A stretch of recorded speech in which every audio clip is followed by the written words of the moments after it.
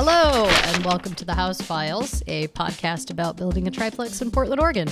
Which primarily exists to talk you out of doing such a thing. And it's going to seem a little unrelated, but we swear it's related to the triplex.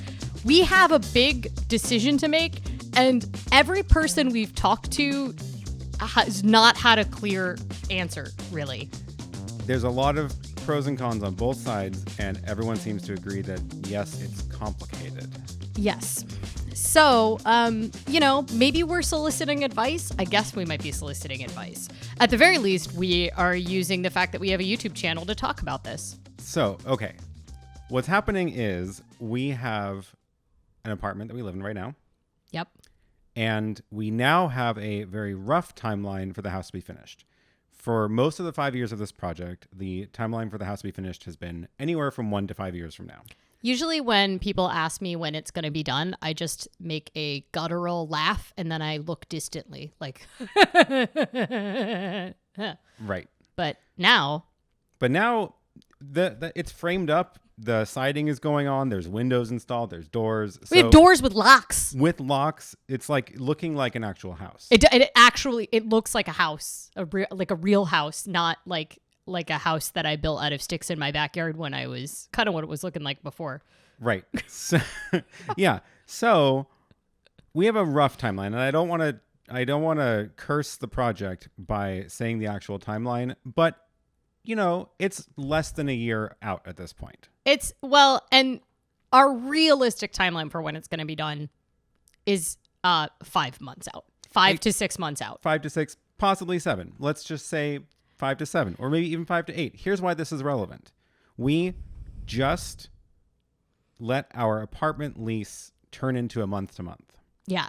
Which has every other time that we've been in kind of purgatory, because we've lived in this apartment now for going on 7 years, and we've been working on this project for almost that long. And when the lease renewals came up, it was very clear that we weren't close to having the triplex done. We always knew that we were not a year away from moving in prior lease renewals. We were going to be there for at least a year. And last time we signed the lease renewal was the closest we had been thus far, and we were, we'd already taken the house down, some construction, I believe, had started at that point, and we still chose to sign another lease, which I believe we signed a 9-month lease instead of a 12-month lease. And that's because it was significantly more if we went to month. So we ended up being like, yeah.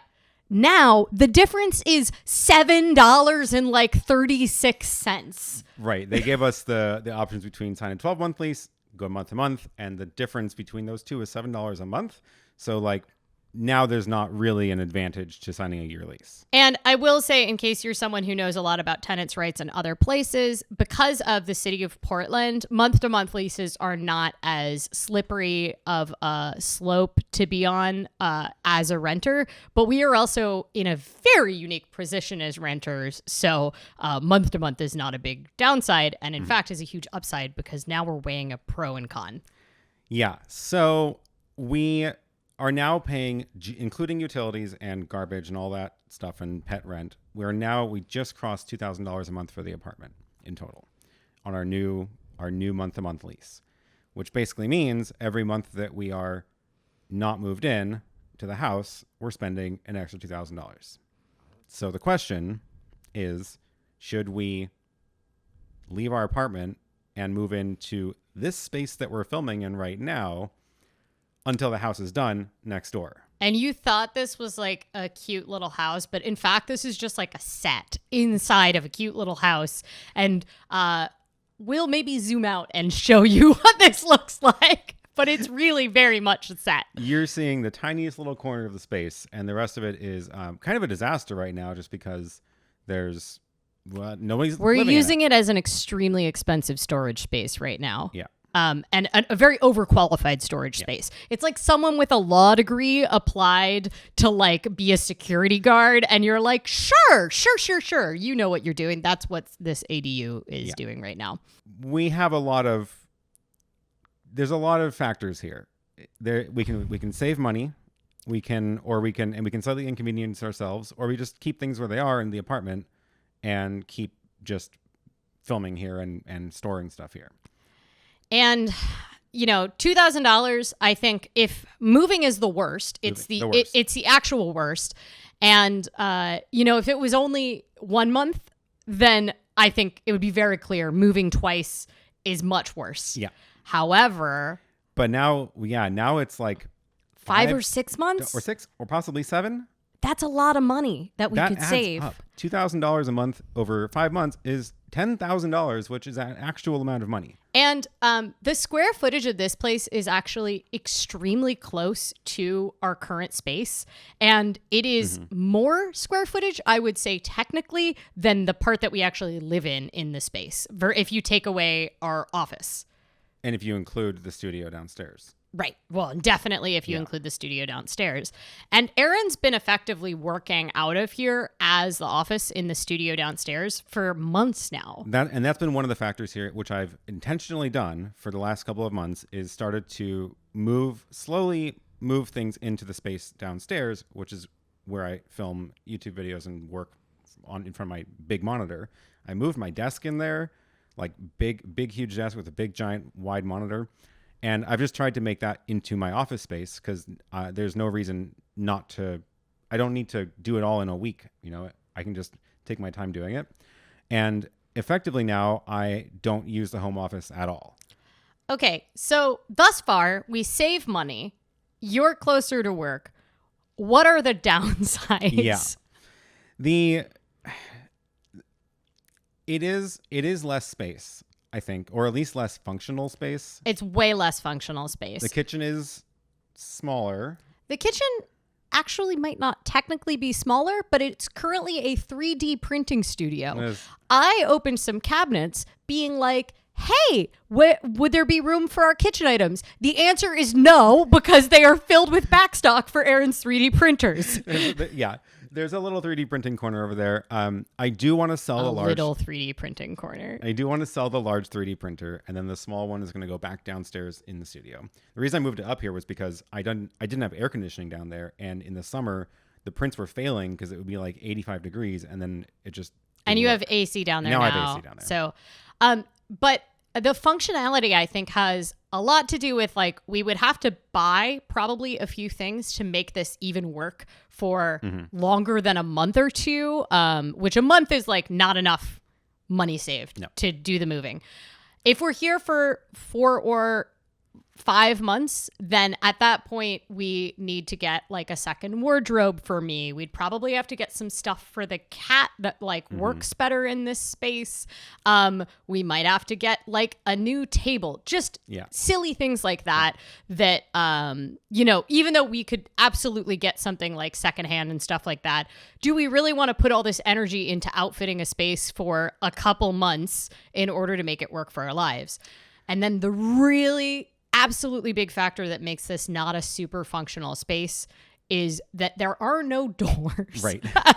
It is a loft. Yeah. So we'll kind of show you the problem. And that wouldn't be a huge issue except for 2 factors. One, when I do work from home, which I don't work from home a lot, the cat, I usually have to lock her out of the office because she thinks that I should be working from the couch, and providing a lap for her to sit on.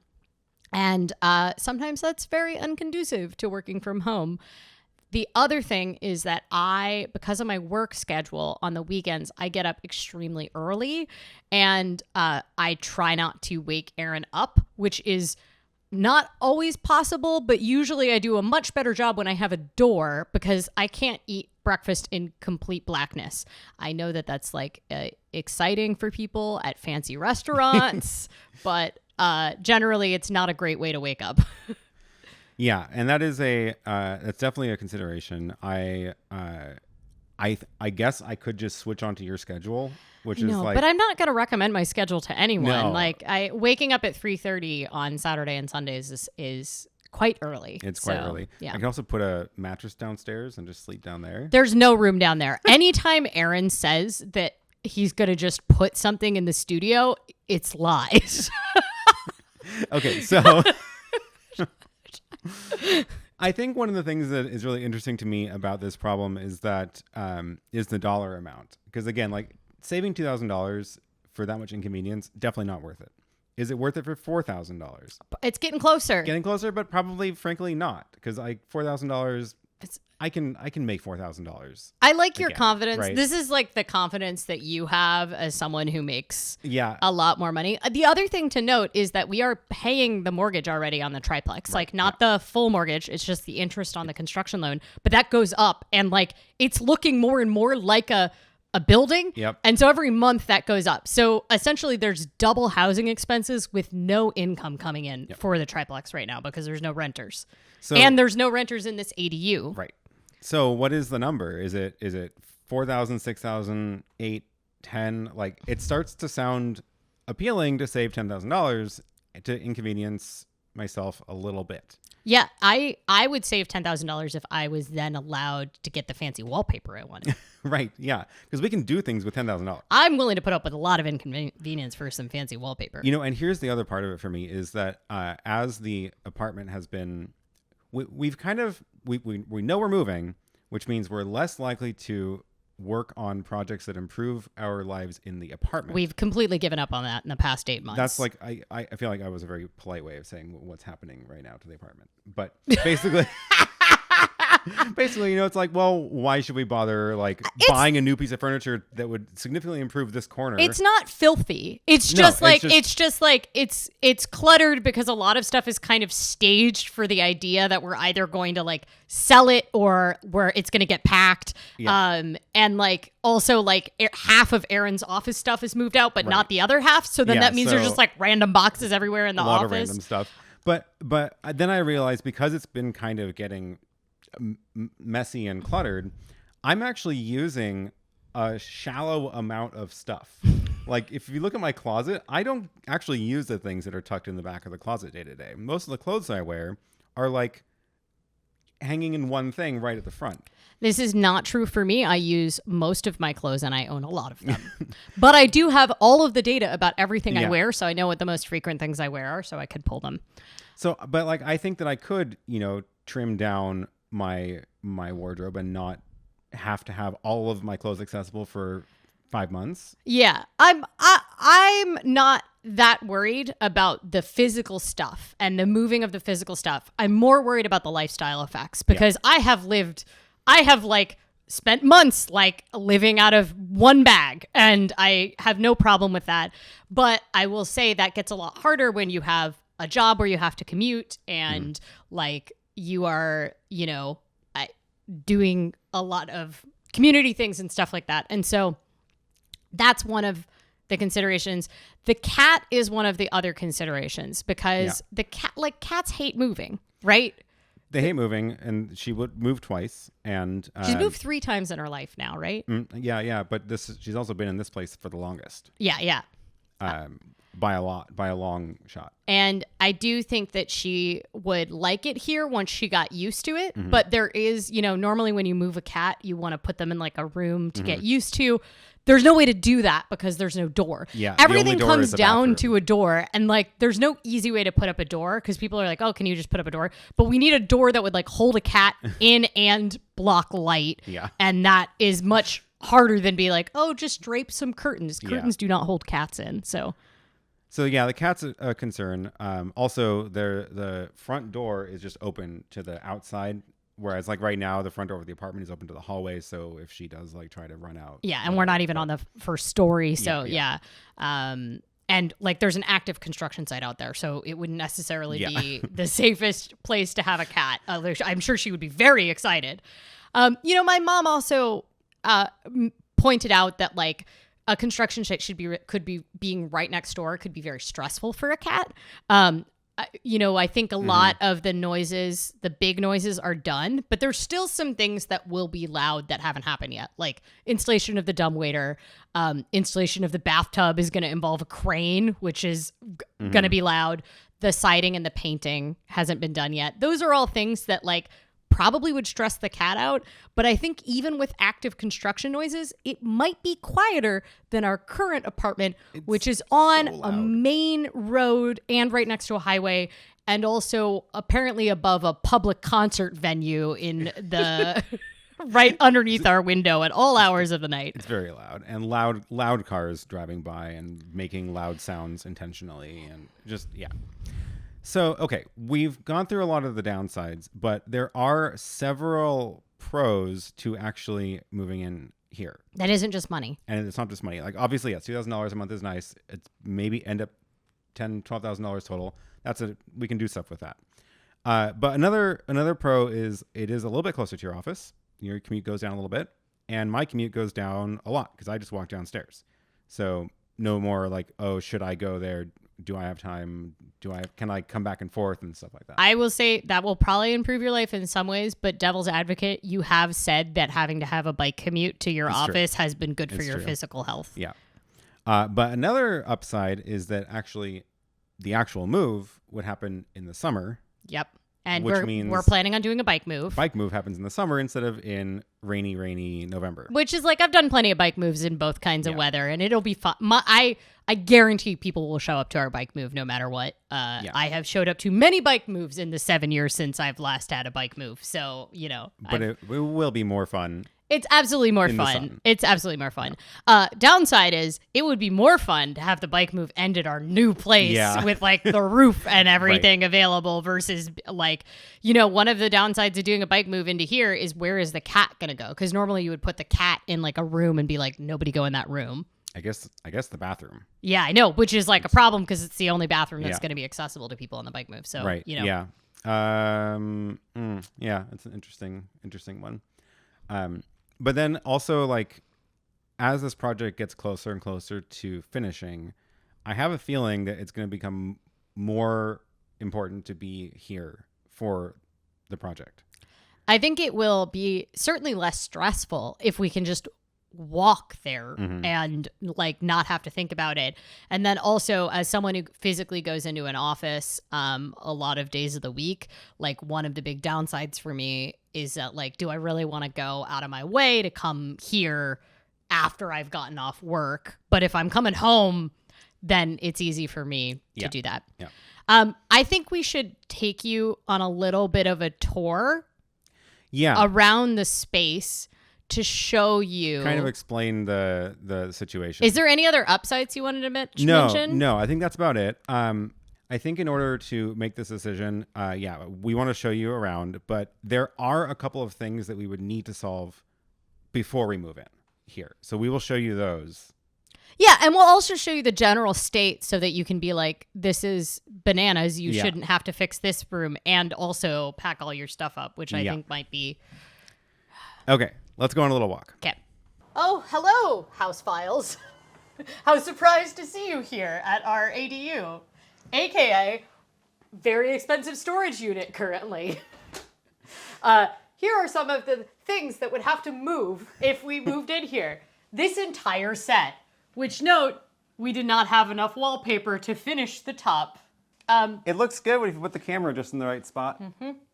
Yeah. This, which we picked out of the trash room, out of our current apartment. This ice melt, which you only need once every 2 years in Portland. This giant pile of solar panels, which... So this is a very real problem. The solar panels, legitimately, we need to find a place to store them. We have plans. Also, it only costs like $35 or $50 a month to get a storage unit. Okay. So, and like, that's a... whatever. Okay. And someday we will be able to tell you the story behind the solar panels. This is all the gear for the filming set. So this is our breakfast table / pile of video gear. So yeah, I don't know what we're going to do with that if we end up moving in. Do you see the stress on my face already? Okay. I'm honestly not sure if we should like try to maybe put your desk on that wall and then turn it into also a desk / also filming set. Yeah, well, because I'll need something to do live streams from. Right. So it could just be like a set. Yeah. Okay, then come on over here. This is the kitchen that we were talking about. The kitchen is not tiny. It's super cute and cottagecore. Yeah. However, this stove was made by the devil. This is the literal worst stove. This is going to get replaced one way or another. It's also note how small it is, which makes it really awkward to find a replacement for because it is, I measured it, 20 inches. which is tiny. It's But actually a like RV or a boat stove. yeah. Worst stove. And then here's my little pile of 3D printers. So Just to be clear, this is all 3D printing equipment. yeah. Oh, and then what's back here? Oh, piles of more random equipment. A screen that Aaron said was going to go back to somewhere, but it never did. And now it just lives here. But yeah, if you want to buy a 3D printer, I'm going to sell this one. So theoretically, this would be our breakfast nook situation. I don't know where Aaron's going to put all this stuff on these shelves. Okay. We can move our little red cabinet into that, against that wall, and Yeah, we have to flip flip the top. the top around. Yeah. Anyway, this is not details that are important to viewers. This couch we were gonna replace anyway because it's when this is being used as a short-term rental, it really should be a sleeper couch so that like more people can fit in here. And it's pretty. The reason it has a cover on it is because the cushions are in pretty bad shape. And look at the cover. The cover doesn't even look that great. So. Then here's another shelf filled with random stuff. Yep. Um, Some of those are parts to the new house, like the doors, electronic locks. Okay, so that wardrobe is the only actual storage in this space. yeah, and this is big enough probably that I could, if we can figure out how to get all the other random stuff in here out. Yeah. I would probably be fine with this wardrobe, and then Aaron will just, I don't know, have a hook or something. There's drawers upstairs. Yeah. Yeah. So the bathroom is pretty small. It's actually a pretty similar footprint to our current bathroom if you take our washer dryer that's in our bathroom away. But there are a couple concerns. One is that this sink has nowhere to put stuff.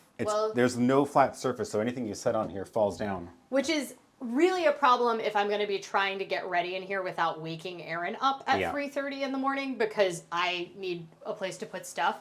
There's also very little storage. So like if the cat box is going to go in here, I guess it's just going to be like right there. Yeah. And we're going to have to probably get some sort of storage stuff to go right here, like drawers or something.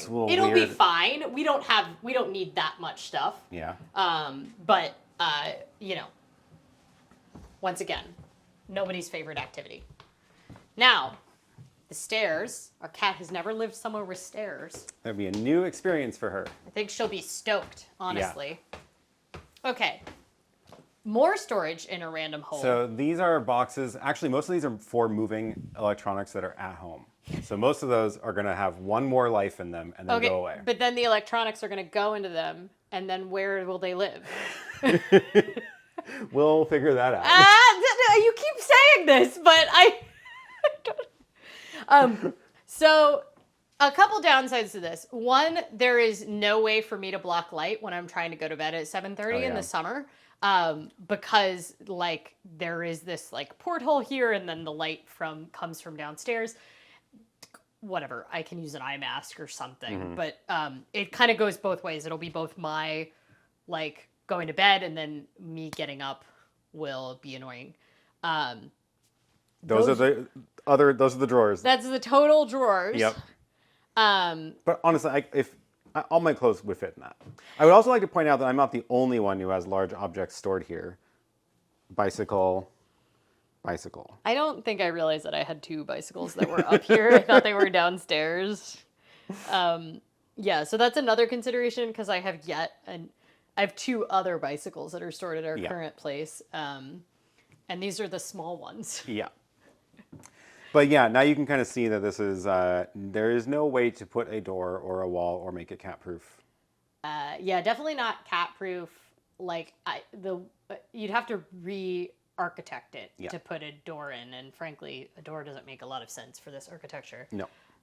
And like, I'm a little concerned about the cat walking on this because it's like quite a drop. That's a long way down. But also like, that our new house is gonna have 3 times that. Yeah. Are we being unreasonable and thinking we can squeeze into this space? I don't know what's gonna happen with all the stuff in here, but I'm not that worried about the stuff in our house because we could just rent a storage space if we needed to. What do you think? Sound off in the comments. Let us know. how much inconvenience would you put up with to save $2,000 a month? For how many months? And for how many months? Like, where is your tipping point? Yeah. So, and how much inconvenience would you put up with for a couple months? Because, like, I can put up with most things for a month. Mm-hmm. 5 months might be kind of my end point, at which case that's the point at which we save $10,000. So, Yeah. let us know what you think.